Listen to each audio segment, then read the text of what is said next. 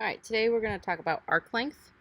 And arc length, calculating arc length is very similar to calculating the area of a sector because the arc length is really just a part of a circumference. So we've done circumference. Remember that circumference is 2 pi r, right? Twice the radius times pi, or we could write it as, not 2, pi times diameter. Okay, those are our two circumferences. So the other thing I want to remind you of is that we have arc measure, which we've already done, and then there's arc length. So arc measure is the number of degrees in an arc. So here, the measure of arc AB is 120 degrees, okay? Whereas the length of AB is going to be something else. So the length changes based on our radius, right? So here we're going to figure out what fraction of the circle arc AB is. So we've got 120 degrees over 360 degrees, right? Which is 1/3.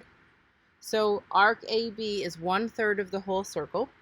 The circumference of the circle is going to be 2 pi times 4, based on what I have here for a radius, which is 8 pi. So then the arc length will equal 1/3 times 8 pi, or 8/3 pi. We could also write it as 8 pi over 3, and I think we've got inches here. Okay, so that's arc length. So the measure of AB is 120.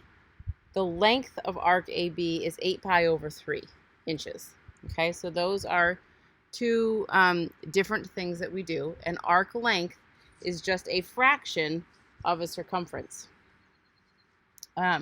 So the other way that we can set this up, which sometimes can be helpful, let's see, if we've got oh,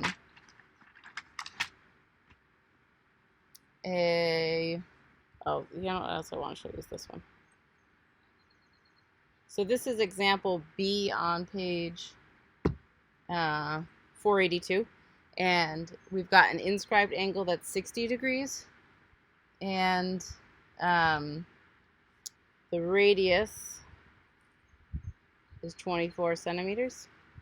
So remember, when we did the fraction of the circle, we were looking for the central angle, and this central angle is going to be 30 degrees. Remember, the central angle is going to be half. I did that wrong. It's going to be 120 degrees because the central angle will be double the inscribed angle. Sorry about that.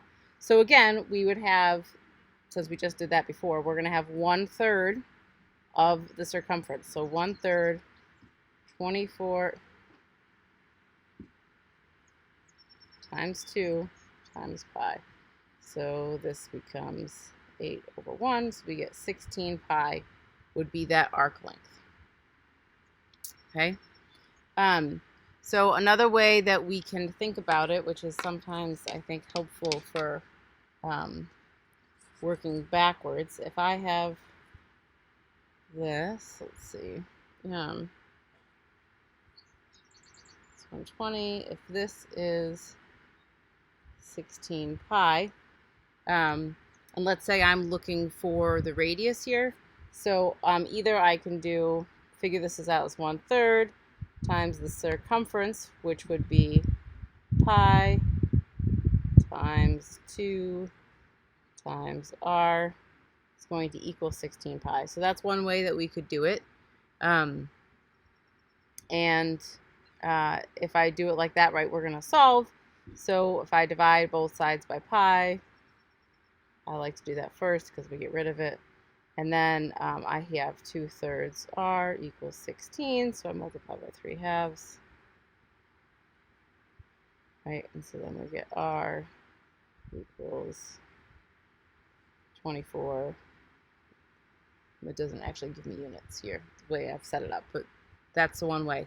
You can also do a proportion where you have part over whole equals part over whole.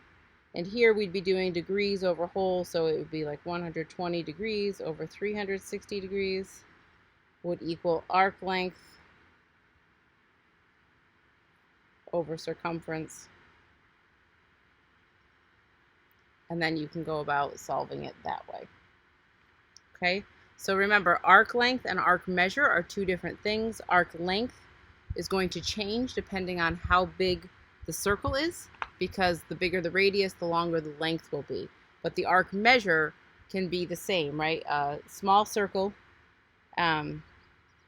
this part would be 120 degrees, and a large circle, if I make that same angle, it'll be 120 degrees. But their lengths of the arc will be different.